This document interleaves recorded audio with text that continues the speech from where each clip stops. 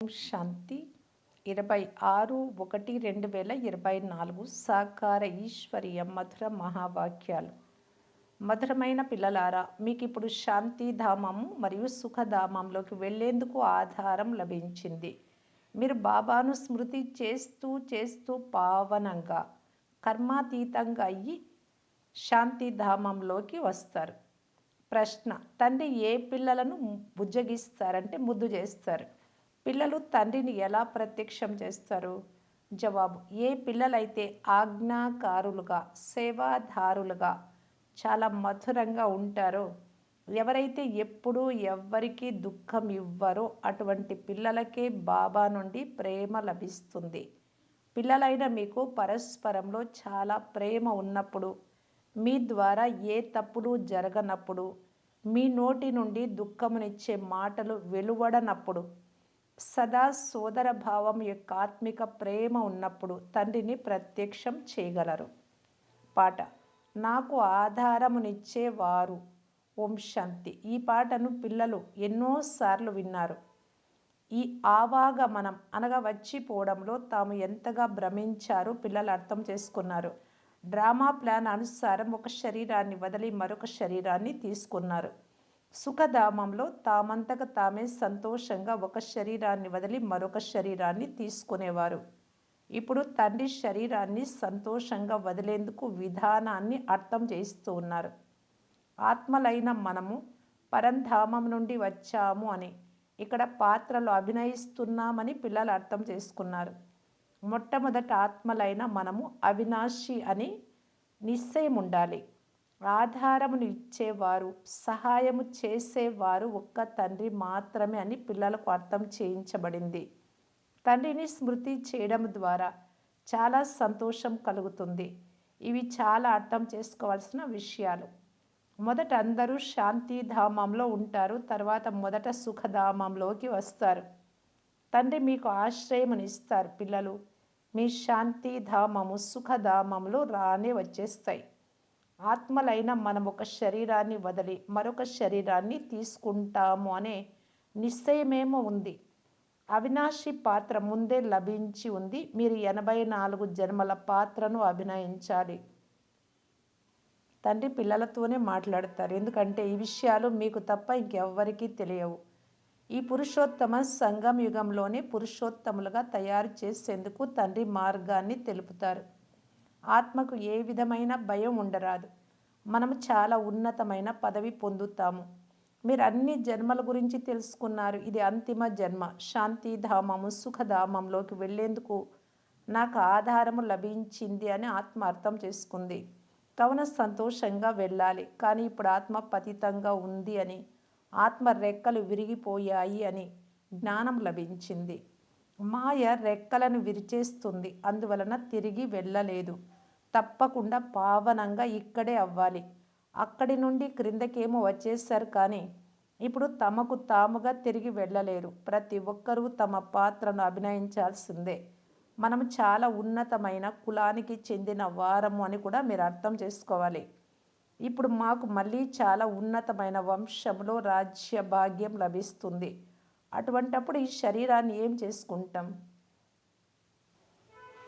అక్కడ మాకు క్రొత్త శరీరం లభిస్తుంది. ఈ విధంగా మీతో మీరు మాట్లాడుకోండి.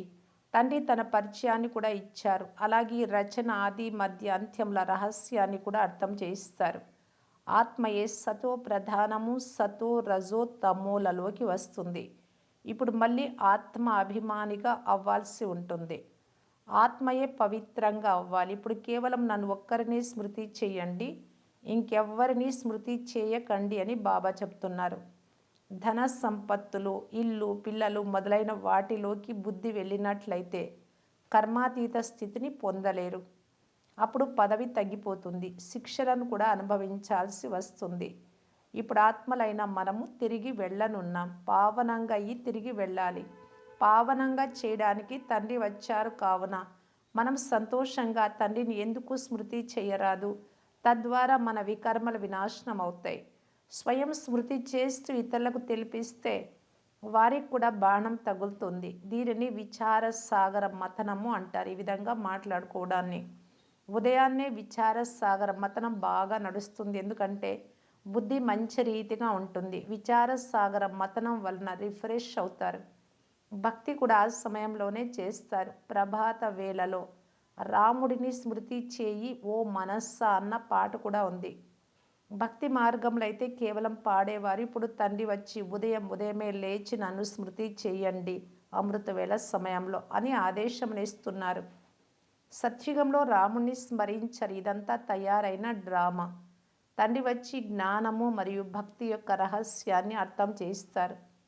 ఇంతకుముందు మీకు తెలియదు, అందుకే మిమ్మలను రాతి బుద్ధి కలవారని అంటారు. సత్యుగంలో అలా అనరు. ఈశ్వరుడు మీకు మంచి బుద్ధిని ఇవ్వాలి అని ఈ సమయంలోనే అంటారు. ఇక్కడి ఈ గాయనమే భక్తి మార్గంలో కొనసాగుతుంది. తండ్రి ఎంతో ప్రేమగా అర్థం చేయిస్తూ ఉన్నారు. పిల్లలు, మీరు అనంతమైన తండ్రినైన నన్ను మర్చిపోయారు. మీకు అర్ధకల్పం కొరకు నేనే అనంతమైన వారసత్వముని ఇచ్చాను. మీ చేత అనంతమైన సన్యాసం నేనే చేయించాను. ఈ పురాతన ప్రపంచమంతా శ్మశాన యోగ్యంగా అవ్వనున్నది అని నేనే చెప్పాను. మరి మీరు ఆ అంతం అవ్వనున్న దానిని ఎందుకు గుర్తు చేసుకుంటూ ఉన్నారు? బాబా మమ్ములను పతిత ప్రపంచం నుండి విడిపించి పావన ప్రపంచంలోకి తీసుకువెళ్ళండి అని నన్నే పిలుస్తారు. పతిత ప్రపంచంలో కోట్లాది మంది మానవులు ఉన్నారు. పావన ప్రపంచంలో చాలా కొద్ది మంది మాత్రమే ఉంటారు. కావున మృత్యువులకు మృత్యువైన ఆ మహాకాలుడిని పిలుస్తారు కదా. మీరు వచ్చి భక్తికి ఫలితమునివ్వండి అని భక్తులు భగవంతుడిని పిలిచారు. మేము ఎన్నో ఎదురు దెబ్బలు తిన్నాము అని అంటారు. అర్ధకల్పము నుండి అలవాటైంది. కావున దానిని వదిలేసేందుకు చాలా కష్టపడవలసి ఉంటుంది. ఇది కూడా డ్రామాలో రచింపబడి ఉంది.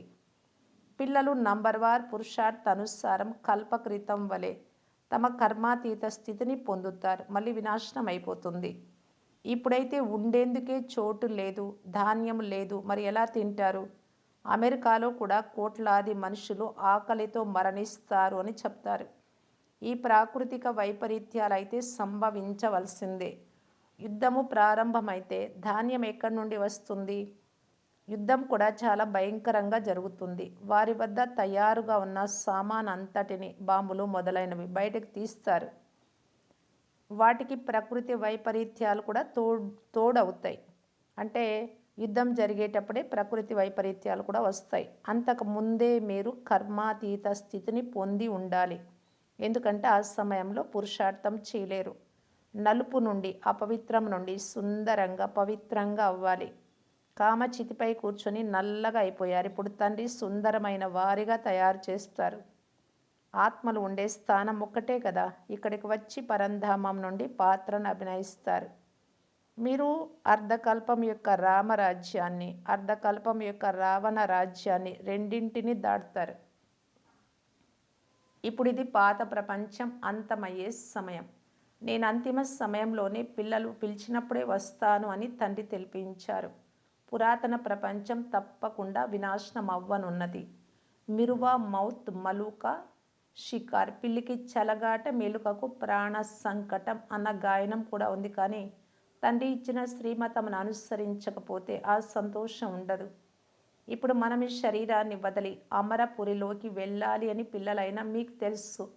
మీ పేరే శక్తి దళం, శివశక్తులు. తర్వాత మీరు ప్రజాపిత బ్రహ్మ కుమారీలు. శివునికేమో అందరూ పుత్రులే. తర్వాత సోదర సోదరీలుగా అవుతారు. ప్రజాపిత బ్రహ్మ ద్వారానే రచనను రచించడం జరుగుతుంది.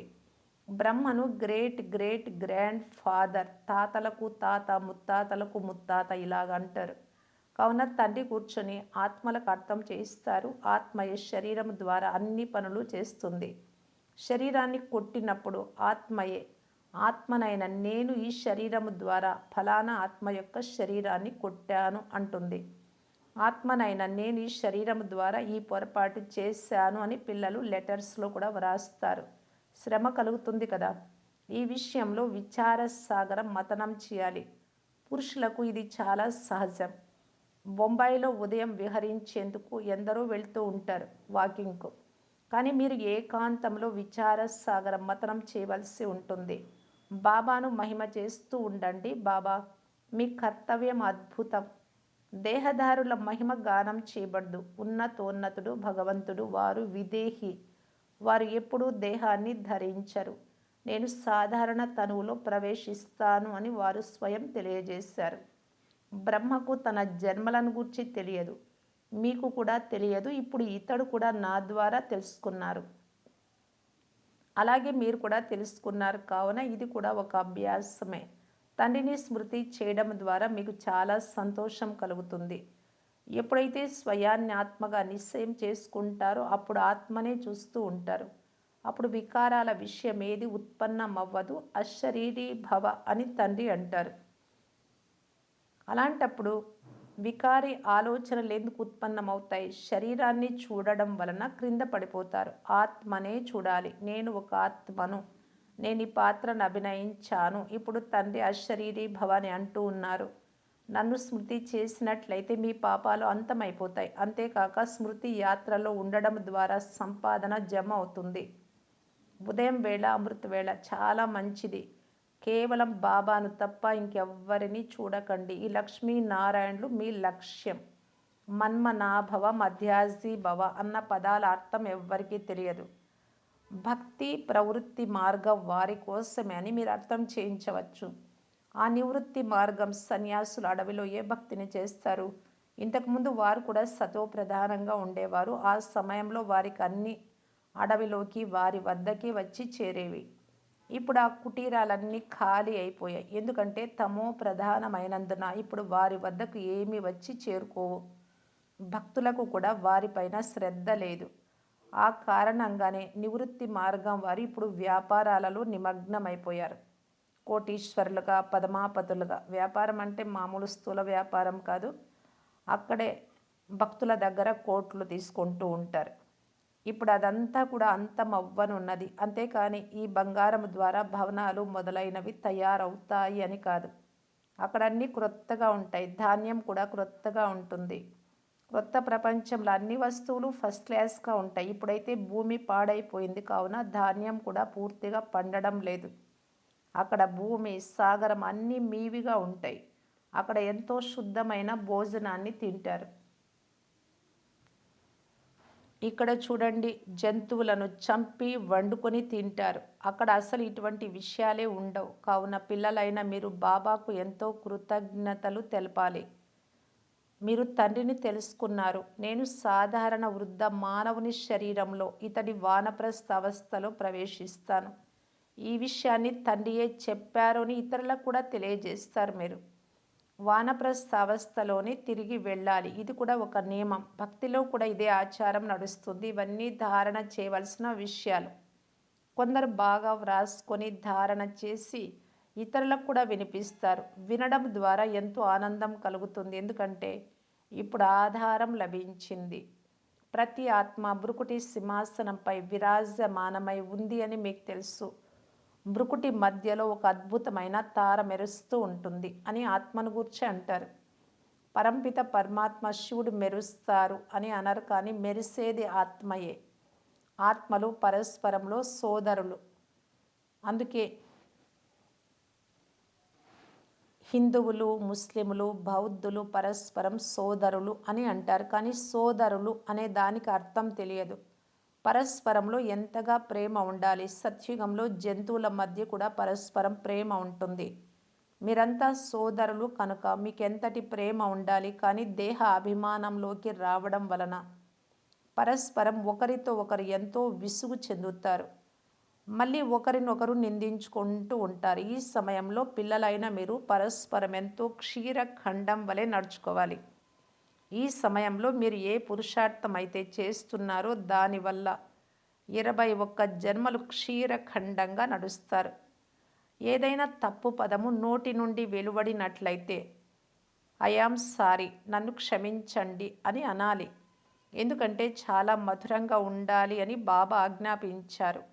ఆజ్ఞను పాటించని వారిని ఈశ్వరుడి ఆజ్ఞాపరులు కానివారు అని అనడం జరుగుతుంది.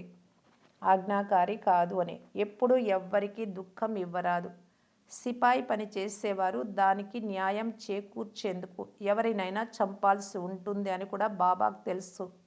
మిలిటరీ వారు యుద్ధం కూడా చేయాల్సి ఉంటుంది. కేవలం స్వయాన్ని ఆత్మగా భావిస్తూ నన్ను ఒక్కరిని స్మృతి చేసినట్లయితే మీ నావ కూడా తీరాన్ని చేరుకుంటుంది. ఈ పాత ప్రపంచాన్ని చూసేదేముంది? మీరైతే క్రొత్త ప్రపంచాన్ని చూడాలి. ఇప్పుడు శ్రీమతము ద్వారా క్రొత్త ప్రపంచ స్థాపన జరుగుతోంది. ఇందులో ఆశీర్వాదాల మాటే లేదు. టీచర్ ఎప్పుడు ఆశీర్వదించరు, చదివిస్తారు. ఎవరు ఎంత బాగా చదువుతారో, మంచి నడవడికను ధారణ చేస్తారో అంత మంచి పదవిని పొందుతారు. ఇక్కడ కూడా అంతే. మేము ఎలా నడుస్తున్నాము అని మీ రిజిస్టర్ను మీరే చూసుకోవాలి. కొందరు చాలా మధురంగా నడుచుకుంటారు, ప్రతి విషయంలోనూ రాజీగా ఉంటారు. బ్రాహ్మణులు పరస్పరం ఏ పొరపాట్లు జరగడం లేదు కదా అని కచేరీ జరపండి అని బాబా అన్నారు. అంటే చెక్ చేసుకోవాలి ఇంద్రియాల ద్వారా ఏమైనా పొరపాట్లు జరిగాయా అని. కచేరీ చేసేవారు కూడా నేను ఒక ఆత్మ, ఈ శరీరం ద్వారా ఏ పొరపాటు జరగలేదు కదా, ఎవరికి దుఃఖం ఇవ్వలేదు కదా అని సోదరాత్మను అడుగుతున్నాను అని భావించాలి. తండ్రి ఎప్పుడు దుఃఖమునివ్వరు, సుఖధామానికి అధిపతులుగా చేస్తారు. తండ్రి దుఃఖహర్త, సుఖకర్త కావున మీరు కూడా అందరికీ సుఖమునివ్వాలి. ఎప్పుడూ తప్పుగా మాట్లాడరాదు, ఎప్పుడూ చట్టాన్ని మీ చేతిలోకి తీసుకోరాదు. అంటే మీ ఇష్టం వచ్చినట్టు నడవరాదు ఎవరి పట్ల కూడా. ఎవరైనా తప్పు చేస్తే రిపోర్ట్ చేయడం మీ పని. చాలా మధురంగా అవ్వాలి. ఎంత మధురంగా అవుతారో అంతగా తండ్రిని ప్రత్యక్షం చేస్తారు. బాబా ప్రేమ సాగరులు. మీరు కూడా ప్రేమగా అర్థం చేస్తే మీకు విజయం కలుగుతుంది. నా ప్రియమైన పిల్లలు, ఎప్పుడు ఎవ్వరికి దుఃఖం ఇవ్వరాదు అని బాబా అంటారు. పొరపాట్లు చేసేవారు ఎంతోమంది ఉన్నారు. చాడీలు చెప్పడము, ఈర్ష్యపడము, పరిహాసం చేయడం ఇవన్నీ వికర్మలే, పాపకర్మలే కదా. విశ్వాసపాత్రులైన, సేవాదారులైన పిల్లలు ఎవరైతే ఉంటారో వారే నాకు తప్పకుండా ప్రియంగా అనిపిస్తారు. వారిని ముద్దు చేస్తాను కూడా. ఇతరులను అలా ముద్దు చెయ్యను. అప్పుడు అతడు గొప్ప వ్యక్తి కదా. పరమాత్మనే ప్రియంగా వారిని చూస్తారు, ముద్దు చేస్తారు అంటే. అందుకే విశేషంగా వారికి పాలన జరుగుతుంది అని అంటారు. ఈ విధంగా చాలా నష్టము కలుగజేస్తారు. ఏవో తప్పుడు పనులు చేసి దోషాన్ని మోపుతారు. ఫలానా వారు బీడీ వదలడం లేదు అని సమాచారం వస్తుంది. అప్పుడు నీవు యోగ బలము ద్వారా విశ్వాన్ని పావనంగా చేసే ఆత్మవు, మరి ఆ బీడీని వదలలేవా అని అతనికి అర్థం చేయించాలి అని బాబా చెప్తారు. బాబాను స్మృతి చేయండి. బాబా అవినాశి సర్జన్. వారు ఎలాంటి మందు ఇస్తారు అంటే దానితో అన్ని దుఃఖాలు దూరం అయిపోతాయి. అచ్చా, మధురాతి మధురమైన అపురూపమైన పిల్లలకు మాతా పిత బాప్ దాదాల ప్రియ స్మృతులు మరియు గుడ్ మార్నింగ్. ఆత్మిక పిల్లలకు ఆత్మిక తండ్రి నమస్తే. ధారణ కొరకు ముఖ్య సారం. ఫస్ట్ పాయింట్, దేహ అభిమానంలోకి వచ్చి ఒకరినొకరు విసిగించుకోరాదు. ప్రతి విషయంలోనూ రాజీగా ఉండాలి. ఎప్పుడూ ఎవరిపైన చాడీలు చెప్పరాదు, పరిహసించరాదు, ఈర్ష్యపడరాదు, ఎవ్వరికీ దుఃఖమునివ్వరాదు. పరస్పరం చాలా మధురంగా క్షీరఖండంగా ఉండాలి. సెకండ్ పాయింట్, ఉదయమే లేచి ప్రేమగా తండ్రిని స్మృతి చెయ్యాలి. మీతో మీరు మాట్లాడుకోవాలి. విచార సాగర మతనం చేస్తూ బాబాకు ధన్యవాదాలు తెలపాలి. వరదానం, తమ పవర్ఫుల్ స్థితిలో స్థితమైన ఆత్మ మనస ద్వారా సేవ చేసే నంబర్ 1 సేవాధారి భవ. ఒకవేళ ఎవరికైనా వాచా సేవకు నోటి ద్వారా జ్ఞానం ఇవ్వడానికి ఛాన్స్ అవకాశం లభించకున్నా మనసా సేవకు అవకాశం ప్రతి సమయంలో ఉండనే ఉంది. శక్తిశాలి మరియు అన్నింటికంటే అతి పెద్ద సేవ మనసా సేవ. వాచా సేవ సులభమైనది, కానీ మనసా సేవ కొరకు ముందు స్వయాన్ని శక్తివంతంగా చేసుకోవాల్సి వస్తుంది. వాచా సేవ అయితే మీలో ఎటువంటి స్థితి అనగా హెచ్చు తక్కువలున్నా చేస్తూ ఉంటారు, కానీ మనసా సేవ అలా జరగజాలదు. మిమ్మల్ని మీరు శక్తివంతంగా తయారు చేసుకోవాలి. ఎవరికైతే తమ శ్రేష్ఠ స్థితి ద్వారా సేవ చేస్తారో వారే నంబర్ 1 సేవాధారి. ఫుల్ మార్కులు తీసుకోగలరు. స్లోగన్, లౌకిక కార్యం చేస్తూ అలౌకికతను అనుభవం చేయడమే సరెండర్ అవ్వడము. అవ్యక్త ఇషారా, అవ్యక్త సైలెన్స్ ద్వారా డబల్ లైట్ ఫరిస్తా స్థితిని అనుభవం చేయటానికి బాప్దాదా తెలియజేస్తూ ఉన్నారు. ఇప్పుడు డబల్ లైట్గా తయారై ఆత్మస్వరూపం లైట్, ప్రకాశం శరీరము, ఫరిస్తా అంటే ప్రకాశ శరీరం, అంతేకాదు తేలికగా ఉండడం. ఇలా తయారై దివ్య బుద్ధి రూపీ విమానము ద్వారా అన్నిటికంటే ఉన్నతమైన శిఖర స్థితిలో స్థితమై ఉండి విశ్వంలోని సర్వాత్మల పట్ల లైట్ మరియు మైట్ల శుభ భావన మరియు శ్రేష్ట కామనల సహయోగాల అలను వ్యాపింపచేయండి. ఈ ఫరిస్తా విమానంలో బాప్దాద యొక్క రిఫైన్ శ్రేష్ఠ మతము అనే సాధనం పెట్రోల్ ఉండాలి.